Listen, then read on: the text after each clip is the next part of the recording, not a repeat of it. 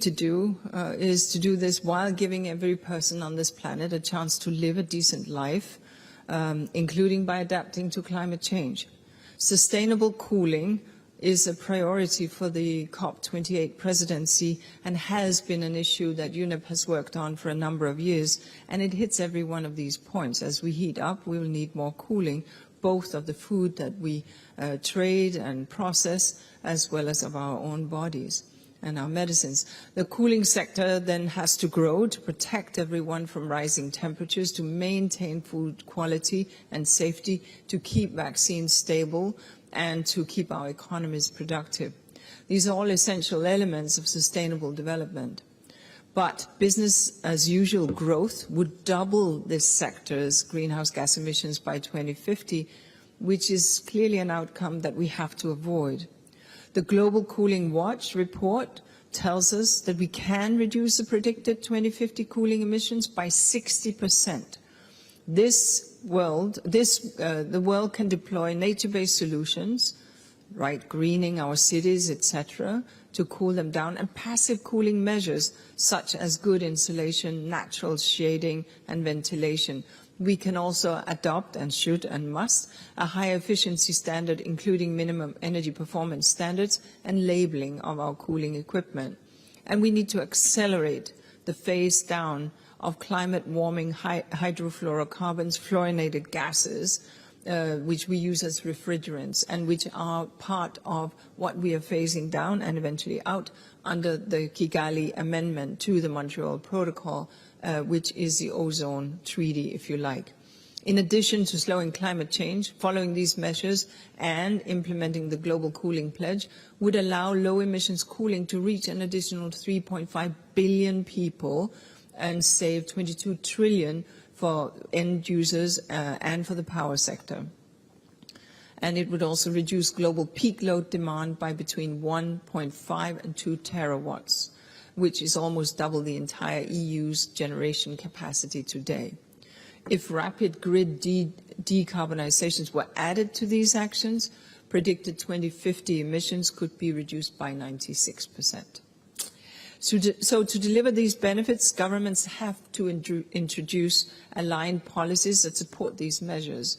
Governments have already signaled their commitments to do so through the Global Cooling Pledge, which we've been running for some years, as you may know. Finance also needs to rise through the 22 trillion in savings and the very societal benefits, think health benefits, think not lost work days benefits, think not wasted food benefits, etc. These savings can help us make the deep emissions cuts that would make sustainable cooling transition more affordable. But potential outcomes of sustainable cooling transition can maybe sound nearly too good to be true, but they are true. This is one of these rare cases where we could do something because the cool kids are doing it. So I'm asking governments and the private sector and financiers to get behind this global cooling pledge with real money, real action, so that we can all be cool. Thank you very much. Thank you, Ms. Anderson. Next, I'd like to invite Alfonso Garcia Mora, the IFC's Regional Vice President in charge of Europe, Latin America and Caribbean, to speak. Thank you. Thank you very much. Good afternoon. The good news is that many commitments from both public and private sector will be made under the Global Cooling Pledge, thanks to the leadership of Unep and other partners. So congratulations, Inger, for that. Temperatures are rising sharply in developing countries, as we see and as we have seen from west to east, from north to south. And cooling technologies such as air conditioners and refrigeration are urgently needed. Not just for people's physical security, like Inger was mentioning before, but for economic development, for food security, and medicine storage and transportation. So the cooling is something that applies much more than just to the physical security of peoples. We need to ensure these technologies are sustainable and affordable, and these are not easy things. Roughly 2 billion air conditioning units are now in operation around the world, and that number is set to continue rising. The potential economic gains are massive. It is estimated that passive cooling strategies and efficient cooling equipment implemented at scale would save consumers up to $17 trillion between 2022 and 2050. This is an equivalent to $0.6 trillion per year, or half of the $1.25 trillion spent on fiscal subsidies for fossil fuels and agriculture. Let me repeat the number because it's quite impressive. Half of the $1.25 trillion spent on fiscal subsidies for fossil fuels and agriculture, according to the report that the World Bank published this year. But the required investments are also very relevant, and they need to come mostly from the private sector. Sustainable cooling still remains unaffordable for the average buyer, reflecting two things: limited access to and the high cost of capital for entrepreneurs. The latter, so the high cost of capital for entrepreneurs, is probably the consequence of a perceived very high risk. So what can be done? What can we do in this context? There are four things that, in our opinion, could be done. That involves many different stakeholders. First, governments can introduce standards for energy efficiency in buildings and implement guarantees, for example, to the risk investments, and help private companies to overcome the high upfront costs, what we call concessional finance or blended finance. Second, real estate developers need to understand that sustainable cooling can be implemented as part of a strong push to advance green buildings. Programs such as IFC's EDGE program for green buildings certification shows to developers that including cooling in the design of the buildings can actually help them a lot of money. Third, businesses should be aware about cold storage facilities powered by renewables. In places like Kenya, Nigeria, India, and the Philippines, solar energy is helping to reduce energy costs and unreliable electricity supply.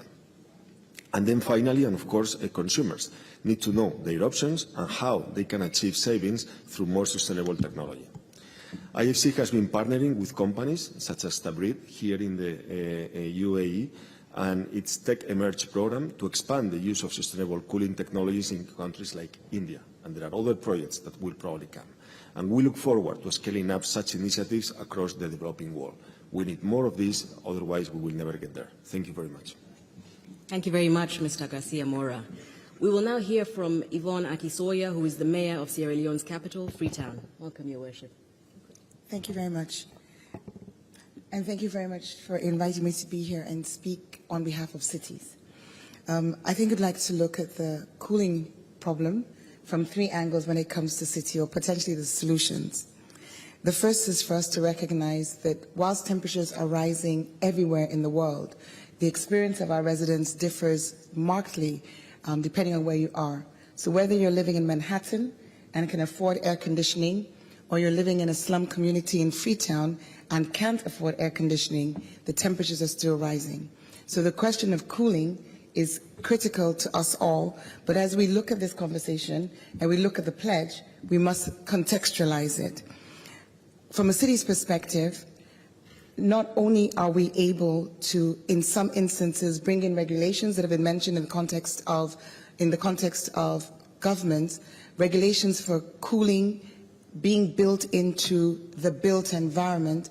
That is happening in a city like Copenhagen, where they are really leading the way with using building regulations to ensure cooling is built in.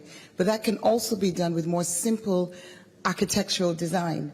And from a city's perspective, we'd like to, as this cooling pledge goes out, remind everyone that that is a role that we can play as cities.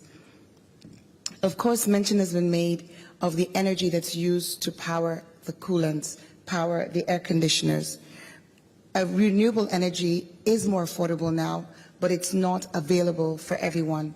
And that, again, from a city's perspective, is something we need to think about. And in case you haven't noticed, I'm really looking at this from a city's perspective and not just from a Freetown perspective, because as this pledge is made by national governments, we want to ensure that national governments are also signing up to the CHAMP, which was launched this week, which is the Coalition of High-Level Multi-Level Action Partnerships. Effectively, national governments include city action in your NDCs, because if we do that, then our chances of the cooling pledge being effectively not just signed but implemented are higher. And I say this because 75% of the cities in C40 cities, which I co-chair, are cutting emissions faster than their national government. So the cooling element of that would be integrated if we're also ensuring that cities are at the table. Market cooling, health cooling, home cooling. I'd like to leave you with a picture. Imagine a slum community, an informal settlement, the housing made of corrugated iron, and on the side, an air conditioner. The aspiration of everyone as temperatures rise and incomes rise is that their wealth is measured by their cooling. And it's so critical and important that a pledge at this time bears that in mind, not only from the perspective of improving the efficiency of the air conditioners being made, but ensuring that we are also getting the cities at the table so that the localized renewable energy solutions, such as off-grid solar solutions in communities, similar to what we've just been doing in some areas, in some C40 cities, can also be incorporated. Thank you very much. And as Inga has said, let's continue to be cool. Thank you very much, Ms. Akisoya. So now to present the key findings of this report, we have Lily Riahi, who is the Global Coordinator of the Unep-led Cool Coalition.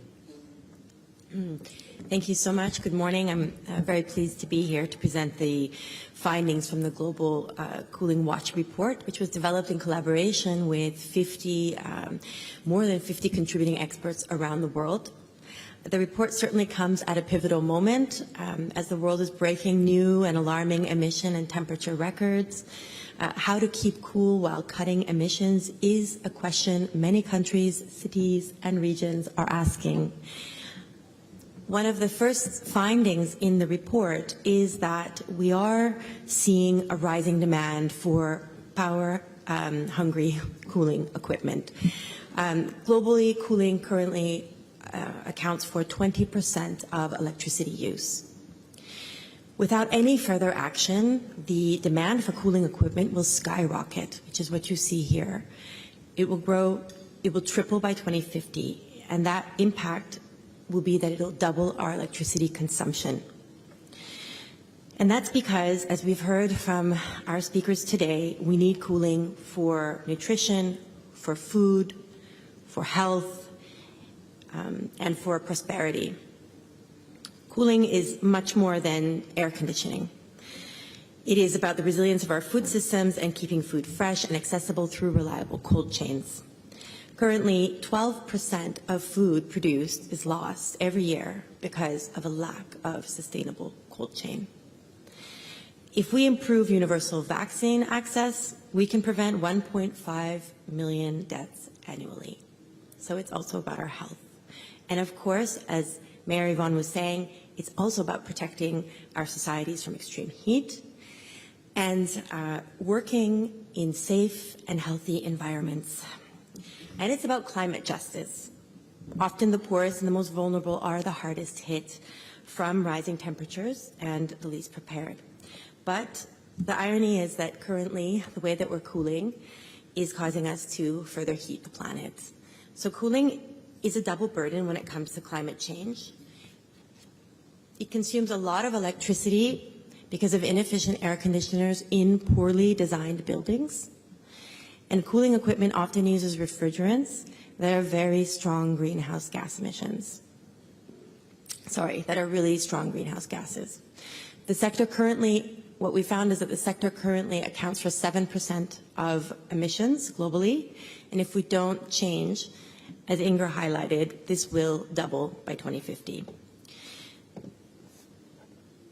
Now, the report studies pathways into the future, and what you see in the middle, I don't have a pointer, but it's the middle blue bar, is where we will get with emissions with existing policies. You will see that emissions rise to 6.1 billion tons of CO2 equivalent, which is roughly 10% of global projected emissions in 2050. But if we use passive cooling measures to reduce cooling load for both space cooling and cold chain, so this is cool roofs, reflective surfaces, bringing nature back into cities, ventilation, insulation, we see a significant reduction.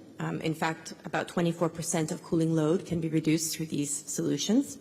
Second, increasing the use of energy-efficient technologies and practices. And finally, a fast phase-down of refrigerants, climate-warming refrigerants under the Kigali Amendment. Taken together, these can deliver the 60% emission reductions in 2050 and cut emissions by 3.8 billion tons of CO2. Now, because cooling is mostly powered by electricity, to get us to near zero emissions, we need to fully decarbonize electricity generation by 2050. And doing so allows us to achieve the 96% reduction and an additional 2 billion tons of CO2, which you see in the furthest right of the graph. These are entirely novel findings that Unep is bringing to the attention of decision makers. No study so far has looked at the totality of cooling emissions and looking at it across all sectors, nor the benefits of the comprehensive approach that we're hearing panelists speak about today and how that can get us on the pathway to near zero emissions. And importantly, the report also finds that 73% of this emission reduction potential is with G20 countries. Now, the benefits of this transition are significant, as we've heard. We see electricity savings of $1 trillion annually in 2050 for consumers, or cumulatively $17 trillion of savings in electricity for end users or consumers. As Inger already highlighted, it's also a reduction in peak load of 1.5 to 2 terawatts by 2050. This allows us to avoid $4 to $5 trillion of investment in new power generation. And as was highlighted, it makes it possible for an additional 3.5 billion people to have fridges, air conditioners, or access to passive cooling solutions in 2050. So how do we make this a reality? Well, what's important is deeper efforts in the 3 key action areas and integration across them to avoid a siloed approach and ensure a faster implementation. Some of the most impactful policies include incorporating passive cooling into building energy codes, as well as nature-based approaches into urban planning. On efficiency, ratcheting up minimum energy performance standards for space cooling and refrigeration, and aligning this with the HFC phase down. So that's incorporating these criteria into those policies and incorporating both into building codes. So it's an aligned, integrated approach. And third is faster phase down of HFC refrigerants through regulations, better life cycle management, and training. Now, cooling is not a sector in most countries, and cooperation between ministries is not always easy. Therefore, you need plans, national cooling action plans, or regulations at the national level that enable this multi-stakeholder, cross-ministry approach to implement cooling. And finally, we need to scale finance instruments and business models that have proven to tackle one of the main barriers, which is that while sustainable cooling saves money and the environment, it can have higher upfront costs. And the trillions of dollars that we see in savings need to be captured through proven business models to make the transition affordable for all. And with the global cooling pledge that is being spearheaded by the COP28 presidency, we have a great opportunity to scale action. The pledge actually is built on the results and the recommendations of this report. So it is a moment to translate these findings into a transformation of this sector. Thank you. Thank you very much, Lily. We will move to questions. We have just 5 minutes if there are any questions from the audience. We have somebody up here. Someone will bring you a mic. Front row here. Thank you. Please identify yourself and the media house you represent. Hello, Gloria Dickey with Reuters. I'm just wondering on the pledge if you can share how many countries have currently signed up and how you'll measure success in terms of both numbers and key joiners later today. Thank you. Sure. So over 60 countries have signed up currently to the pledge. And in terms of measuring success, there is a criteria for reporting on an annual basis on the commitments. And the Global Cooling Watch report has put in place the infrastructure for being able to track policy progress on an annual basis, and also to look at the science, so to look at the impact of that on emissions globally, and therefore track progress on the global targets that have been set in the pledge. Thank you. Thank you. Do we have any additional questions from the audience? If not, then we will wrap up. Thank you very much. Go ahead. One point, and that is to recognize IFC, because I shamedly faced to do so. IFC took responsibility for the finance chapter, and we are very, very grateful for this collaboration. And of course, when IFC leans in on an issue, we also know with the Brain Trust, there's also an opportunity for leaning in on the investment side, which is obviously something that we are very hopeful that that will also emerge over time. So my deep thanks to IFC for this leadership.